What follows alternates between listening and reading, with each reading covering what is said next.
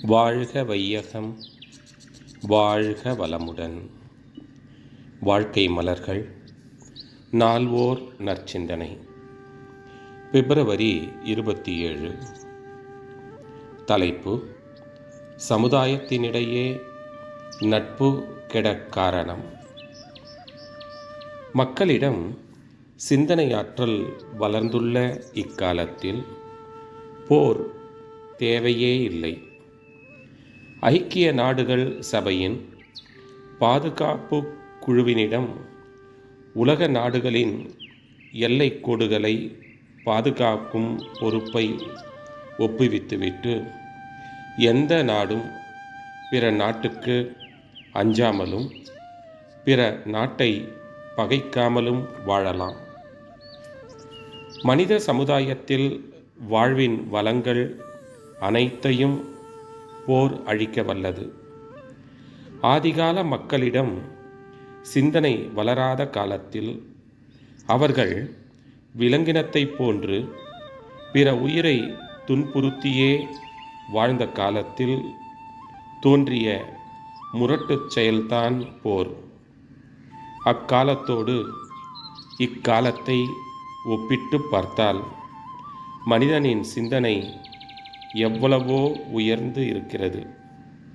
நிலவுக்கு பயணம் செய்யவும் கம்ப்யூட்டர் சாதனங்களை தினசரி வாழ்வில் பயன்படுத்தவும் மனிதனின் அறிவு உயர்ந்து உள்ளது.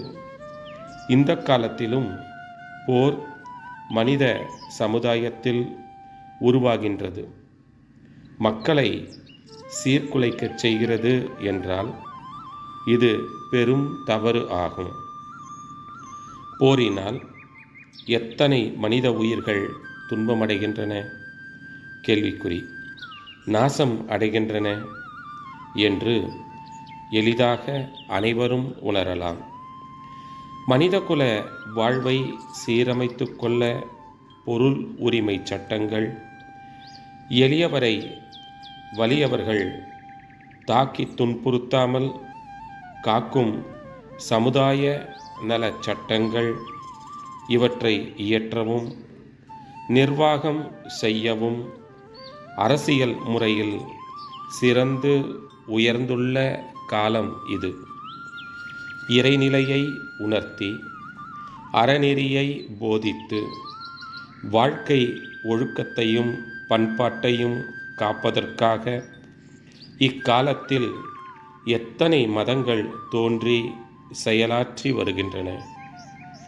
இன்னமும் பல உயிர்களை வருத்தியும் கொன்றும் அவர்கள் உடைமைகளை அழித்தும் நீடித்து வரும் போர் உலகில் இருக்கிறது என்றால் தவறு எங்கே இருக்கின்றது, கேள்விக்குறி. ஆட்சி முறையில் பொறுப்பின்மையும் மத தலைவர்களிடையே உண்மையான கடவுள் உணர்வின்மையும் அன்றோ காரணம், கேள்விக்குறி. அருட்தந்தை வாழ்க வளமுடன் தொடரும்.